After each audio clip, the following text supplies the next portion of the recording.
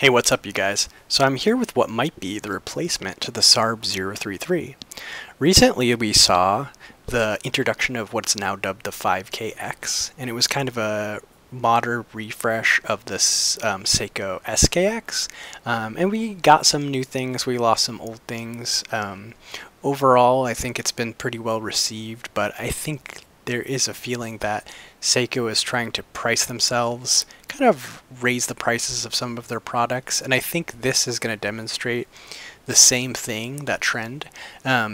This is about a month ago or 2 months ago, we saw these pictures of this new line, the Seiko SZSB line, and you can see, especially if you look at the black, it has a striking resemblance to the Seiko Sarb 033. And now recently, it started being listed on sellers as available for purchase. So here we have Noman watches. They have the SZSB012 available for $488 US. I like Noman watches, not affiliated with them in any way, but they have really good photos. They're not the normal photos. Like, you can tell they actually took photos of the real watch. It's a great place to look for watches to get some real photos, especially of new releases when there isn't really any photos available other than like these stock press photos that don't really give you a good idea of how the watch looks. But I just kind of wanted to go over the differences between the two. I'm going to go over the cons, the neutral, and the pros, and then just kind of think about like Seiko's general direction and probably give you a recommendation about if you want a Sarb that it might be a good time to buy one. So I'm going to use this picture because it's very similar to this one and just kind of go over the cons. Actually, we'll start on this page, but you're going to notice right away, I think the biggest loss is this is now, it is domed, which sounds cool, but you'll see it's hardlex crystal now. So the Sarb did have a sapphire crystal, and now they're using a hardlex crystal. Another minor detail, but to me it's kind of major, is we're losing, one of my favorite details about the Sarb 033 is the second hand has that like needle on, it's like a sewing needle almost, has the diamond on the end, and we did lose that on this new version. And you can see it's just the flat end. Not a big deal, but I think that gave a lot of character to the Sarb as a watch, personally, to me. There's more text on the new dial. I don't like this. They put 10 bar down here at the bottom.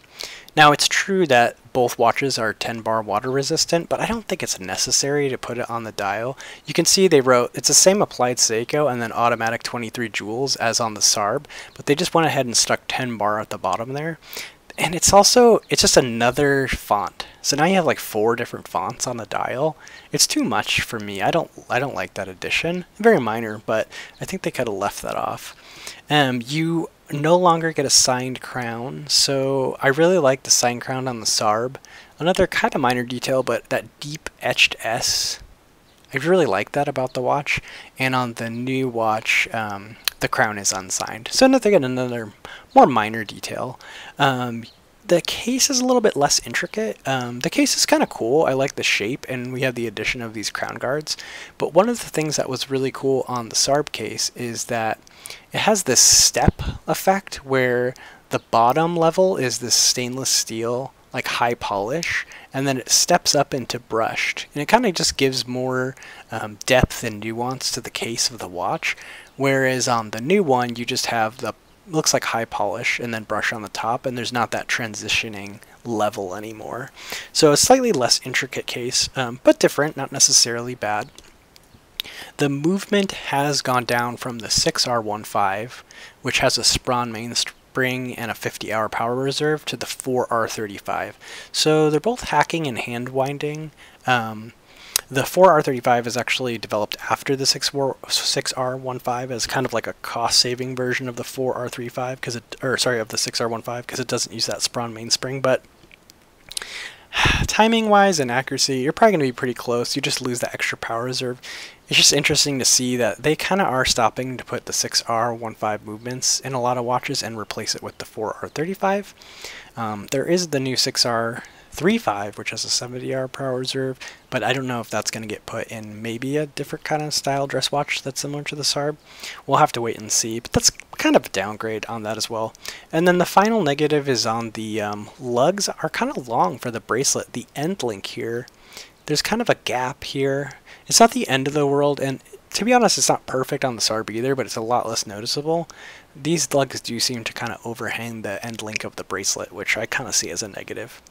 Now in the neutral camp, the Sarb 033 has this kind of railroad pattern where it has the subdivisions of each minute. Some people like this, some people don't. It kind of is like characteristic of the Sarb. I actually don't really prefer it, but I left it as a neutral.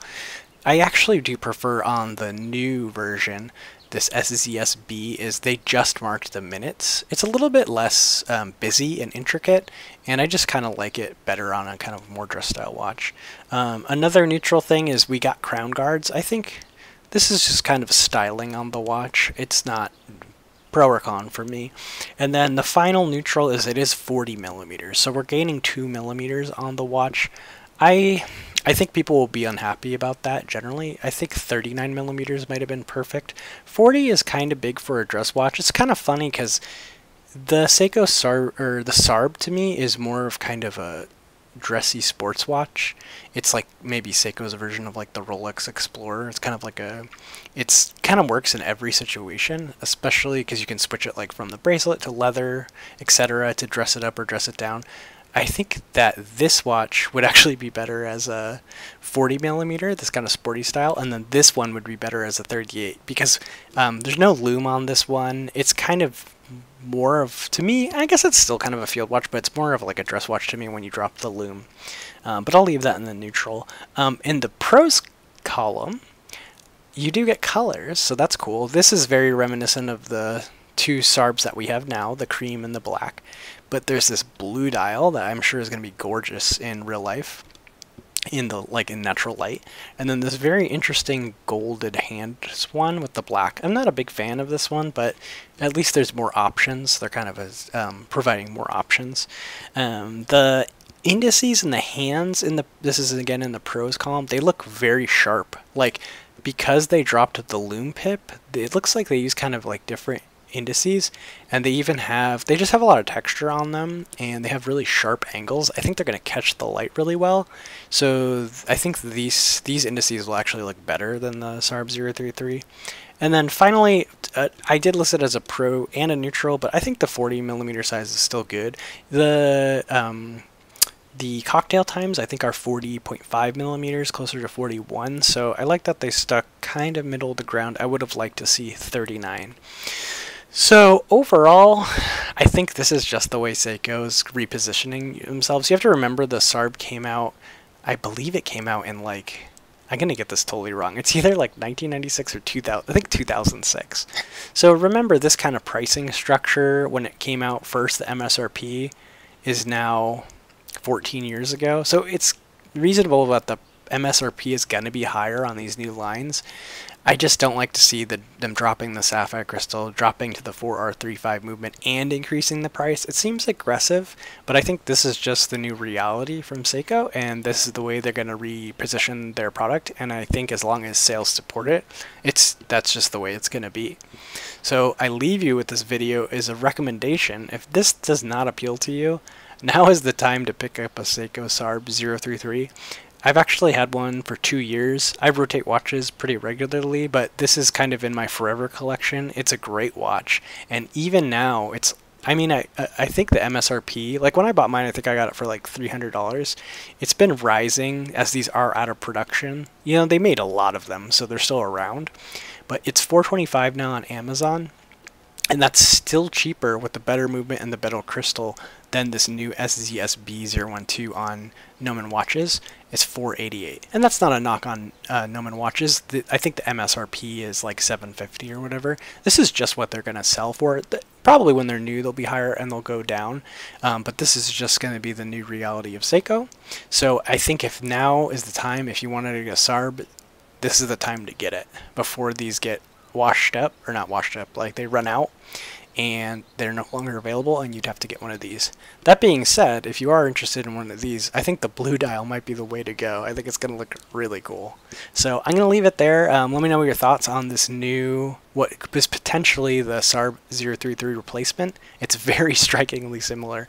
We'll have to see if they make anything else, but I think this is it. So let me know your thoughts in the comments below. And as always, if you like this video, please like and subscribe. Thanks guys, see you next time.